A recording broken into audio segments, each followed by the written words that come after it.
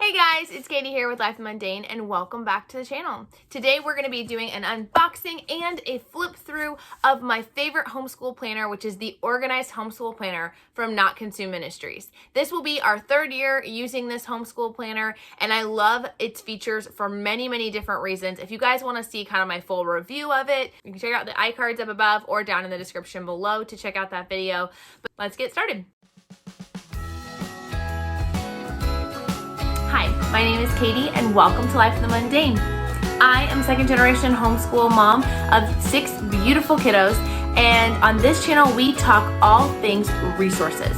I love to share with you resources that are going to help you in your homeschooling and help encourage you in your biblical parenting and how you can utilize those to their fullest potential so that you can make the most of the little moments. All right, so we've got our box here, and what I love about it is when I first got the Organized Homeschool Planner, it was the very first year they had actually put it out there. And it was cute, but it was in bubble wrap in the box and everything. But now they've added all this fun packaging to it, so you have your own little planner box. Inside you'll see is the actual planner, but then there's also these fun cards. In there is a note from Kim Surgis, who is the creator and founder of Not Consume Ministries, and 2 fun little postcards, guys. These are so neat. One says, "We are not consumed because his compassion fail not," Lamentation 3:12, and one says, "Because God is faithful, I choose to live not consumed." And so I love to have these. They're really cute and decorative, so they're great to just put up on your wall for a fun reminder. Now we have a homeschool planner. Look at it. Let's take a look. And honestly, guys, this planner is used very different than anything you have ever seen out there. I'm going to kind of show you the different categories that are involved in this planner, but it's almost like a workbook on how to plan properly for your school year and how to do it. You can do it in as little as 5 days for your whole homeschool year. It's an intensive 5 days, but they do have a free course that you can go through to help you set it up, and I'll link that down in the description for you. So it starts out with this will be our family's best homeschool year ever. You put your school year, but they also encourage you to pray together as a family as you start it and to commit and have everybody sign this page. And we love to do that every year, to have them signing saying we're committing to really giving our all, giving our best to this homeschool year. They have a fun page of stickers at the beginning that you can use all throughout the year, but the most important stickers are going to be these monthly stickers, because what you'll notice is not only is this planner undated, but it actually doesn't have the months done for you because they recognize that every homeschooler starts at different points. Some start in August, some start in July, some school year round. And so they give you the opportunity to insert your own months, which one comes first, next, so on and so forth. So love that about this planner. All right, so that brings us to our first category of tabs. There are 4 tab categories, and then it brings you into the monthly pages. The first one is a vision. Where there is no vision, the people perish, from Proverbs 29:18. I love, like I said, that this is sort of workbook format because they explain to you how to use the planner as you go. But we're going to start out the school year by setting a vision for that particular school year. We're going to talk about why does your family homeschool and what is important to your family. Setting your priorities straight, what's important in your community life, your church life, and your family life is going to be critical in making sure that your homeschool life complements that and doesn't contradict those things. We're also going to look at life goals. What are things that you want your child long term to know spiritually, socially and emotionally, physically and academically? And then they have pages in here for 8 kids, so it's very large family friendly. The next thing is understanding your why. So they encourage you to take some time each year and to dig into scripture and understand, why should you teach English or math or science or social studies or fine arts? And then they leave some blank. They even give you little scripture references here in the corner that you can look up to help you understand your why. This will really help you as you go throughout your school year, understanding why we're doing the things we're doing. This is one of my favorites. Favorite pages is building your homeschool, and it talks you through exactly how to do this, but it's going to help you set down your foundational things for your family, the values that your family is made of, the windows, and explains what that is, and the attic. And so it kind of helps you build your priority list so that, again, you can make sure your homeschooling is complementing everything that you guys are shooting for, that it's accomplishing the things that are your long-term goals and your vision, and not working against it. And then using that information from those pages, you're going to write out your family's vision here. Why do you homeschool? What do you want it to be like? You can write it out, draw it out, sketch it out, cut images, do a collage. The sky's the limit. And I love the fact that she kind of tailors it to fit each of the different styles. The sky's the limit, so you can really make it your own. The next section is the planning section. Within the planning section, she encourages you every year, and this is really important, guys, is to look up your state laws and requirements and to write them here. They have questions asked like, are there specific hour requirements? Am I required to homeschool a certain number of days? So on and so forth. Now, the reason why this is important is a lot of homeschoolers research their state laws the first year that they start homeschooling, and they never look at it again. But homeschool laws do change, and they do adapt, and you are held accountable to make sure that you are following those laws. So you can go to the hslda.org and find your homeschool state. They will share with you what laws, and then recording them in here just kind of helps make sure everything's in check and that you're doing everything properly. You also, if you've been homeschooling for a while, you're going to take some time to evaluate last year, what went well, what didn't, were there activities that didn't work or that we need to add or take away. This evaluation is key to making the next year successful.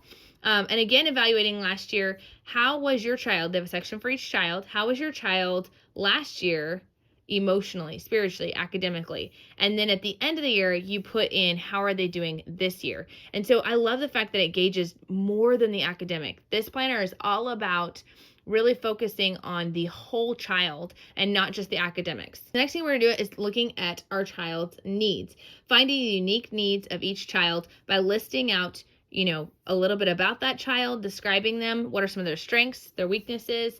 What are their educational needs? Do they need additional help in a certain area? Or is there a learning method that works better for them? Next up is they're going to look into the different methods: traditional, classic, unit study, Charlotte Mason, and eclectic. They're going to give you a description of those things, and they're going to help you work through what do you need as a mom? Which one kind of works best for you? What do you like about different ones or not like? What are your family circumstances this year, and what unique needs do you have for your kids? That will help you make a plan to even pick the right curriculum. With this, we look at what will we teach. So they have suggestions for early, late, middle school, and high school, but you kind of look at the whole you kind of look at the academics as a whole, because if you want your child to have certain things in high school, you need to make sure that you're prepping for that in middle school, that you have any prerequisites out of the way and things like that. So that's really important.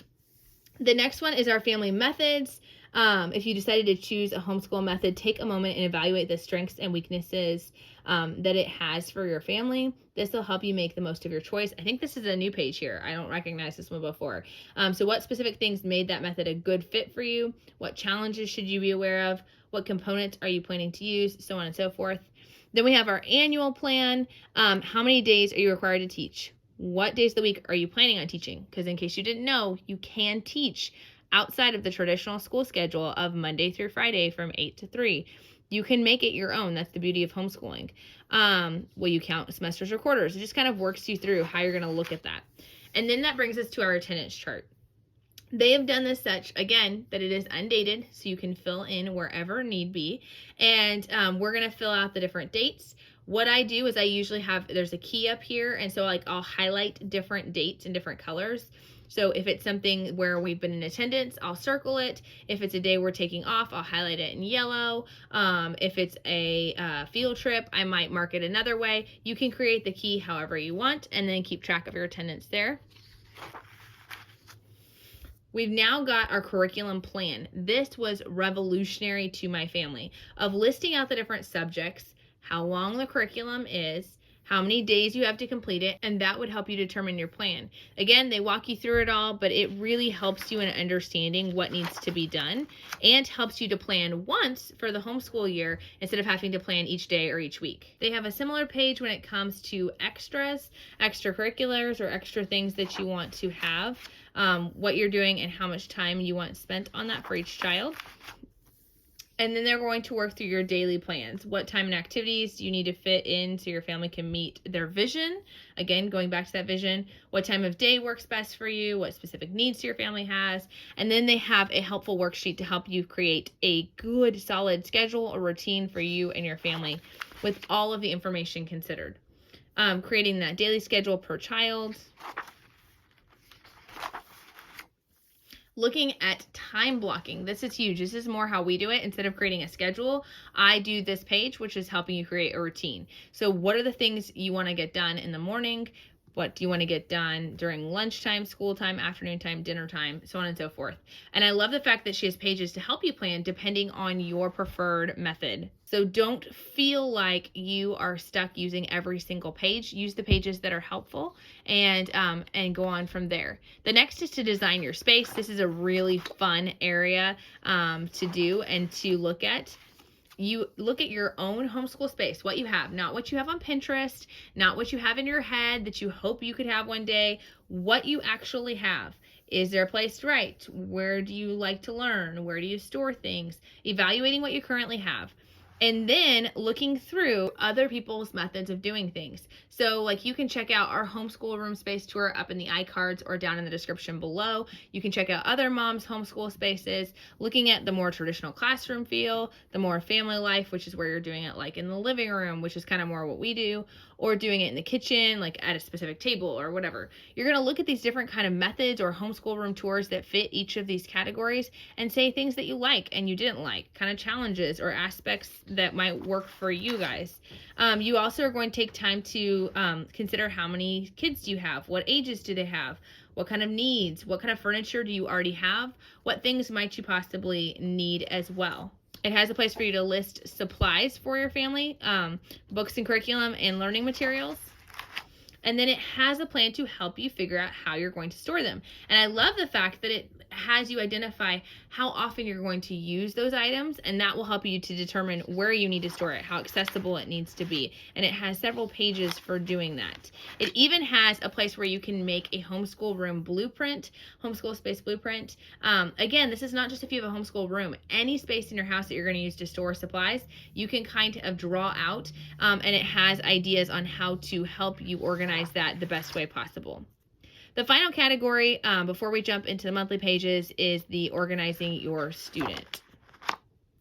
So they kind of help you understand the levels of independence, and they have you rate each of your children on what level they are at. How much can they handle of independent work? And this is really critical because I see so many times that homeschool parents plan their homeschool year such where they have a lot of independent work for a child that is not ready for full independent work, or vice versa, that they're still sitting down side by side with their older children doing absolutely everything with them when they should have some independent work. So having this worksheet can really help you figure out what works best for your child. You also now are going to look at, we made a list of things we need in our homeschool space for the family, and now we're going to look at things that maybe your specific children need and how you want to plan that out. This is a great one because it's helping you think through ahead of time how you're going to help your child to stay on track. This is critical to think of the things that might come up and have a plan on how to deal with them. How are you going to handle their schedule? Are they going to be responsible for their assignments? Are they going to come to you for their assignments? Are you going to be doing all the teaching? Are they going to have independent work? So on and so forth. So it kind of helps you work through that. This is a great sheet to help you work through organizing your homeschool records, understanding what you need in them, and how to plan those out, and giving you some checklists that you can have for each child. And then that brings us to our monthly sheets. Now the rest of these tabs are all the same thing, so I'm just going to show you inside one of them, and then you can get an idea for all. Like I said, you can identify which month you want to start on. We homeschool year round, so ours goes from August to August. We end the homeschool year officially at the end of July, and then we start into the next homeschool year. And so it's got a monthly calendar for you to plug in. The way I use this is I just use this to write in like field trips, days off, like big things, therapies, tutoring, that kind of stuff. Not our whole family schedule, but anything that's related to school or affected by school. The next is they have verses to focus on this month. Maybe it's verses for you as a mom that are encouragement. Maybe it's ones you're memorizing or that your children are memorizing. Prayer needs and praises and thanksgiving for each month. And then you're going to have this month's goals for mom. This is really helpful. You're going to brainstorm a bunch of different goals because we always have things we want to improve on as moms.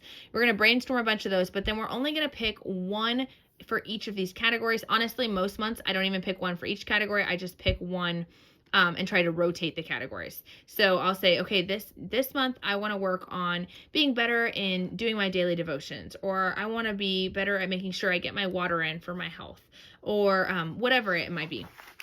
And then you have monthly goals for your kids. And so you can take them and break it down however you want. You can do spiritual, academic, emotional, physical, or you can just make general goals. And so that's really awesome. And then the word cloud page is probably my favorite when it comes to the monthly pages. So with this, they give you instructions on how to use it, but ultimately it's kind of a brain dumping space. So the way I like to use it, I'll insert a video clip here if I remember, I use it to categorize the different areas that we are using. So I'll have that we do as a group subjects. So individual subjects, I'll show you where that goes in a minute, but for group subjects, I will say for morning basket time, we're going to do this. For field trips, this is what we're planning. For history, for science, this is how far we would like to get in this month. Giving me something like this, instead of breaking it down into daily goals or weekly goals, just having a monthly goal of where I'd like to be at the end of the month, helps me to not hold on to those plans so tightly. It helps me to have something to shoot for, but not to feel discouraged if we don't meet it. The next is a look at this month. And this is something you're going to do at the end of the month. You're going to evaluate what were you grateful for this month? What worked well? What didn't work well? Again, constantly evaluating all throughout the year is what's going to lead to success. They have a monthly memory sheet here where you can share fun stories or, different things that your child has met for the year. And then things I love about you. I love this. Each and every month they have a place for you to put your child's name and things that you love about them specifically. This exercise can seem, repetitive as it's there each month, but it is so important as we go through our daily struggles with our kids to really take time and think about what do we love about them. And I'd encourage you to even maybe make sure that each month you add something new. Maybe you have several of the core things that you love about that child, but add something new for that. Something I forgot to mention here with this monthly goals for kids. Again, you can divide this however you want, but the way I use it is that I have I give each child a little box, and within that I write down those individual subject goals. So for that, I write down math. We want to get to at least lesson 72 in math this month. For reading, I want them to finish their independent reading in this book and move on to that book, and so on and so forth. So this would only be their individual subjects, and that's just how I use it, but this is really flexible to be used however you want. As you'll notice, there are no individual daily pages or weekly pages because you are looking at that month at a view. And really that has proven to be the most helpful to me. If you guys want to see how I use this, I've actually done a plan with me where you can sit down and watch me plan out an entire month and show you guys how we utilize this for ourselves. Be sure to check out the link down below to check out your own Not Consumed planner. Be sure to stick around and subscribe. We've got a lot more fun content coming up soon, and we'll talk to you guys later. Bye.